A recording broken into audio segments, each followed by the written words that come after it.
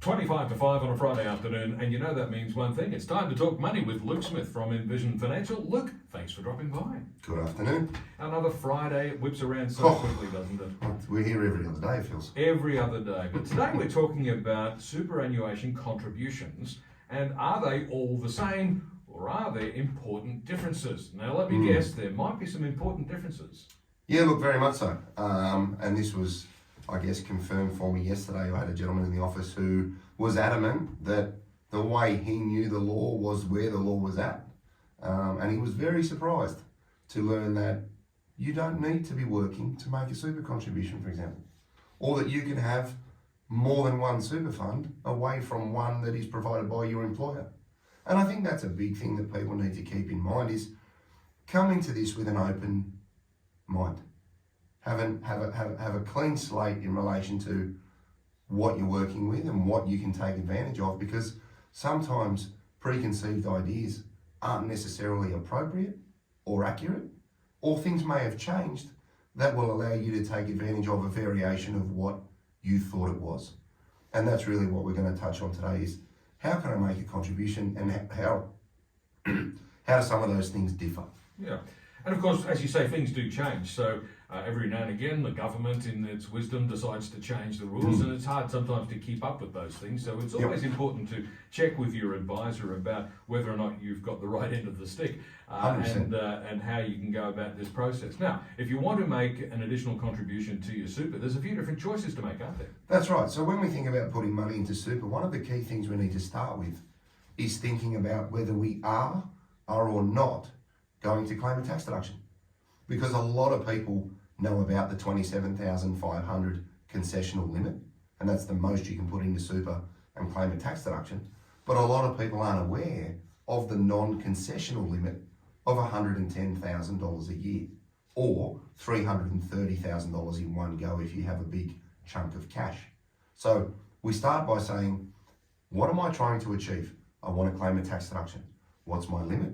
27,500.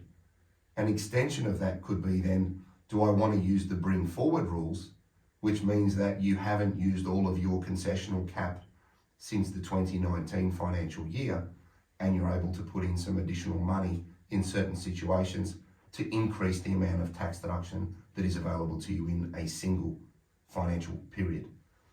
The alternative then is to say, well, I don't want to claim a tax deduction. I've just got this big chunk of cash that fell out of the sky, I got from Powerball, I got from my mum, or anywhere else, and you just want to add that to your superannuation balance. That is taking already taxed money and putting that into superannuation and incurring no tax in doing so. And that's a really good point of distinction for listeners, is that you can put money into superannuation to try and bolster your retirement capital, because we know that starting a pension over the age of 60 is a very tax effective way of controlling your capital, but also then drawing out money on a tax-free basis. But it's really about saying, what am I trying to achieve? I want to bolster my super. Am I claiming a deduction? Yes or no? If it's no, then I could make a non-concessional contribution. Two completely different limits, two completely different tests, and they apply on a per person basis. It's not that it's 330 across a couple, it's per person, so you can get a significant amount of money in without paying any tax in some situations. So when you talk about a large chunk of money falling out of the sky, that doesn't really happen every day, and neither does winning Powerball. But what about if you sell your house and you've got a big chunk of money, you're moving into somewhere smaller, exactly. So what do you want to do with the money? Are there special considerations in those circumstances? Exactly right. So that's a wonderful way of then combining the non-concessional contribution limit of $330,000 if you sold your home, and you can also then potentially take advantage of the downsizer legislation. Now, that's a further $300,000 that can go into superannuation, provided you meet a number of pre-existing rules. But you've effectively sold your home, it's been your primary residence for more than 10 years, and you've gone out and bought something else, and you've got some spare money sloshing around. Now, with house prices getting to crazy levels where they are at the moment, moving to something a little bit smaller because the kids have left and you don't want to mow the grass and clean the house and heat the place, cool the place and do all the fun stuff, You might want to move into a slightly smaller place and use the cash that you have left over from the sale of your home to then add to superannuation again. So then we think about, what am I trying to achieve? You could use some of those proceeds to put in up to $27,500. You could use some of those proceeds as a non-concessional contribution of $330, and you could use some of those proceeds to add $300,000 to superannuation. Now, you need to make sure that you have a range of other considerations already met, but there's a great example of a big chunk of cash with 3 different types of contribution to ultimately bolster the capital value of your super whilst you continue working, or leading into retirement because you're going to start a pension. And a really good change to keep in mind from 30 June was that the downsizer eligibility was moved from 65 at the time of sale to 60 from the 1st of July this year. So I think that was a really good piece of legislation to try and help people align the sale of generally one of their larger assets and their anticipated retirement date, to give them a little bit more flexibility about how they can fund themselves in retirement. Does it make any difference whether you're handling pre-tax income or post-tax income, tax-paid money?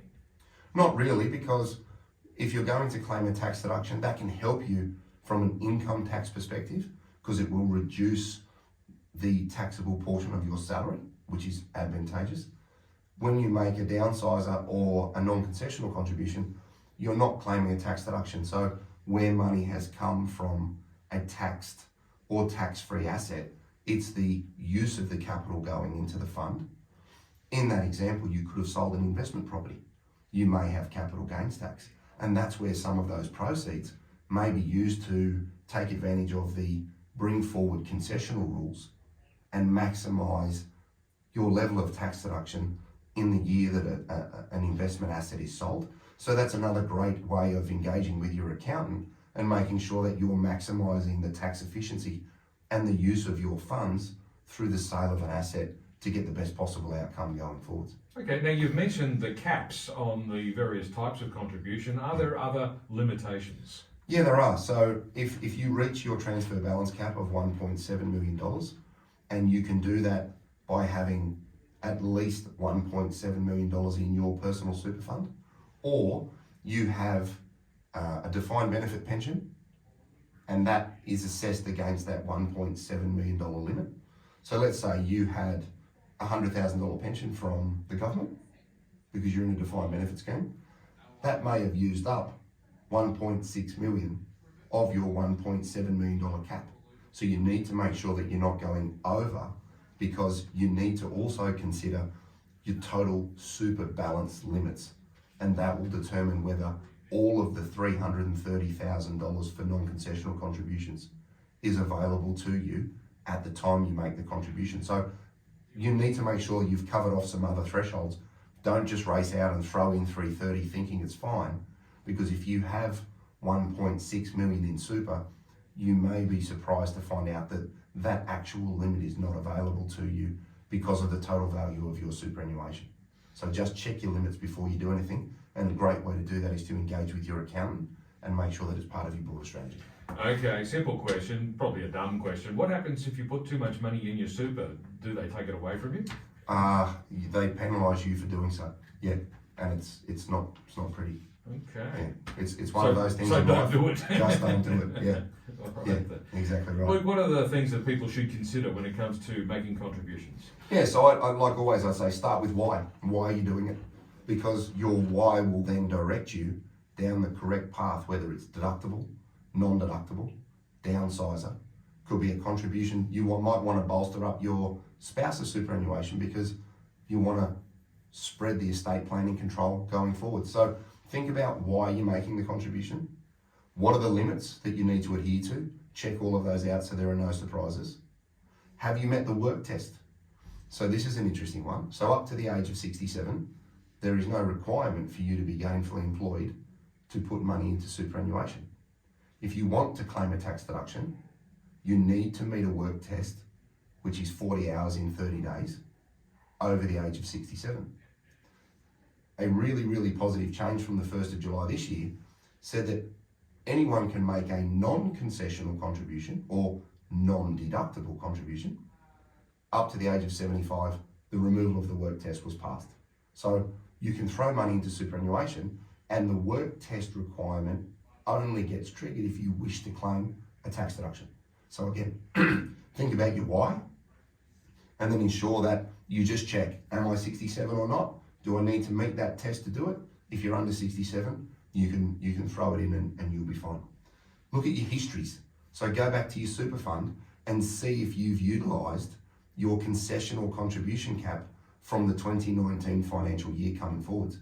Because if you do have a little bit of space when the previous limit was 25, if you'd only put in 15, you'd have 10,000 of space there, and potentially 10,000 of space in 2020. Check 21, check 22. And if you've got less than $500,000 of super, consider taking advantage of that to maximise your tax deductions and reduce the amount of tax paid on salary or wages. So it's about making sure you understand why you're making the contribution, check your broader thresholds, make sure you don't breach any caps that you may or may not be aware of, and then ensure that you have the ability to use the bring forward rules by checking your contribution history with your various super funds, and then ensure that you've made the contribution to the right structure. And we've touched on this in previous shows where we talk about the taxable and tax-free makeup of your super. You want to try and avoid mixing taxable and tax-free money because it can have adverse tax implications for the next generation, where you have adult children who will incur tax at up to 17% on money that goes back to them. So just be strategic about how you save, and that way you can get the most out of the money that you've come into. Okay, on 2CC, it's Canberra Live on a Friday afternoon. That means Luke Smith from Envision Financial is with us in the studio to have a chat about finances today. It's about 12 minutes to 5. We'll be back with more in just a moment.